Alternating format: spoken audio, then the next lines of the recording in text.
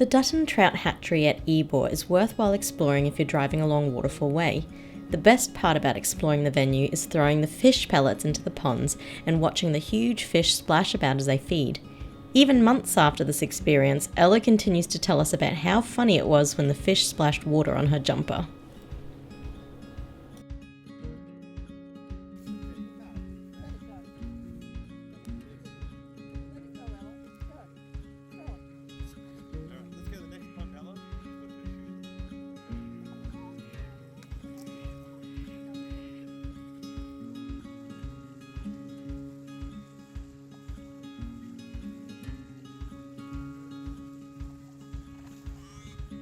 With a small entry fee of $5 for adults and $2.50 for children aged 5 and above, you'll watch an educational video about how trout are produced for the New South Wales waters before you're free to wander the hatchery.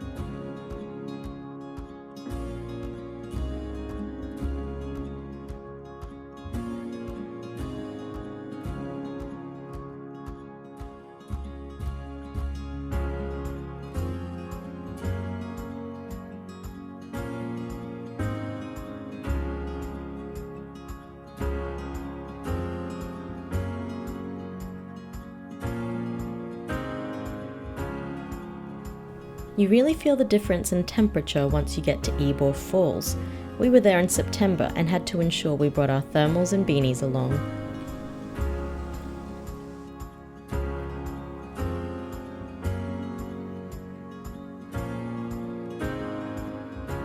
Known to the Indigenous peoples as the Great Falls, the Guy Fawkes River plunges 100 metres over the rocks to create the impressive Ybor Falls.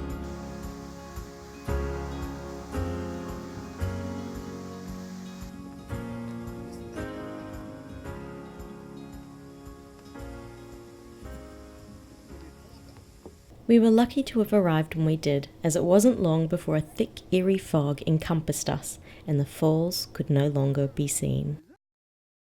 The vibrant green grass of Dorrigo was a welcome sight after driving through the drought-affected terrains of Lightning Ridge and Dubbo.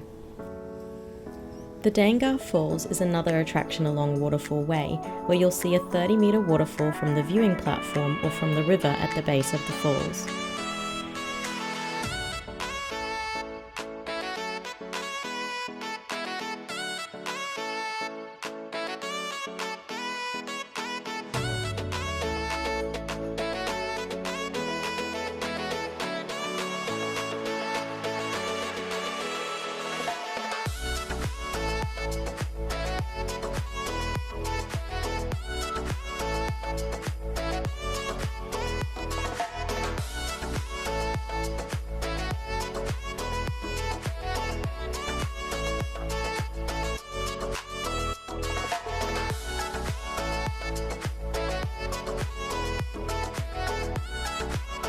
As beautiful as the scenery was along Waterfall Way, we decided to pack up camp and leave earlier than expected as the days were rainy and the cold weather was not ideal. We made a last-minute decision to stop at Urunga and were completely impressed by the amazing paradise that we had stumbled upon. We were lucky enough to get 2 powered waterfront campsites at the Reflections Holiday Park, where we relaxed in the sun and went electric skateboarding on the beach.